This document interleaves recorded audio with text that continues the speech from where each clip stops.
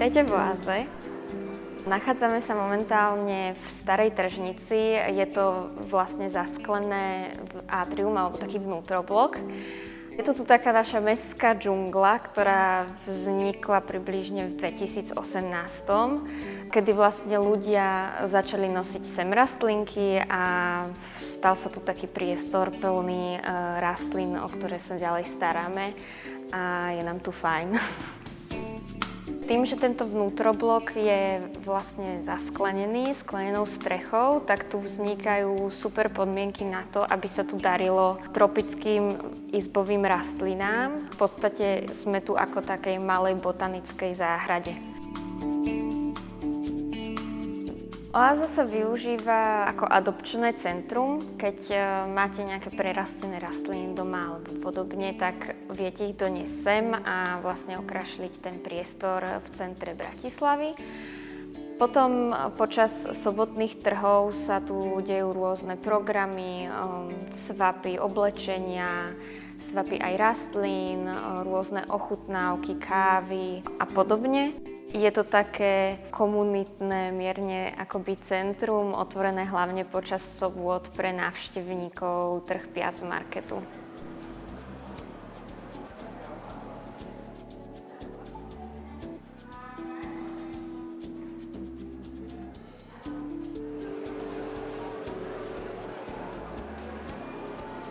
Keď sa človek stará o rastliny, tak si k nim prirodzene buduje nejaký citový vzťah a tým, že tu je veľa, tak je ich pár takých, ktoré tak vynikajú.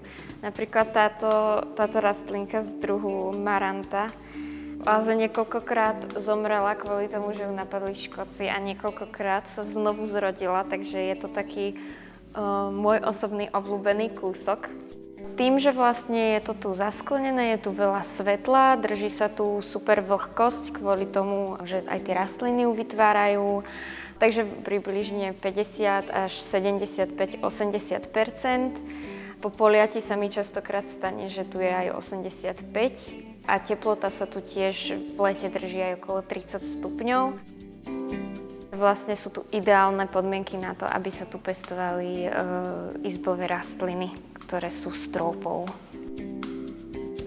Polievanie celého tohto priestoru mi zaberie približne 1,5 hodiny, 2. Častokrát aj viac, lebo sa mi stane, že sa pri nejakej rastline zaseknem a začnem riešiť škodce alebo podobne.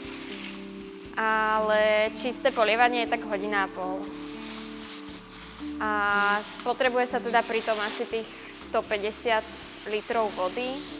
A toto je taká najväčšia základňa vlhkosti v tomto priestore, pretože tým, že vlastne toto polievam aj touto hadicou a vytváram tu takúto džunglu, tak ona drží potom tú vlhkosť práve tento úsek v celej oáze.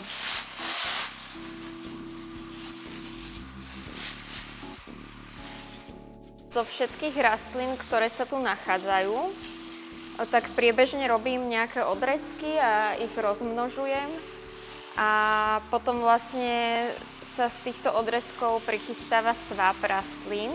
Čiže ľudia si vedia nájsť rastliny z tohto priestoru potom aj na burze rastlín, ktorá funguje tak, že ľudia si navzájom menia rastliny.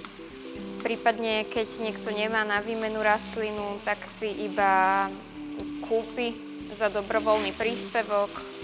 Tam spolupracujem tiež s rôznymi zberateľmi rastlín a botanikmi, ktorými vedia dať aj zaujímavé kúsky, čiže tie svapy sa už celkom ako keby tak rozšírili medzi tých veľmi veľkých fanúšikov a rastlinných nadšencov, ktorí hľadajú špecifické druhy, tak častokrát ich viem práve na tento svap priniesť alebo nejako zabezpečiť. Je ohľadom toho veľký ošial.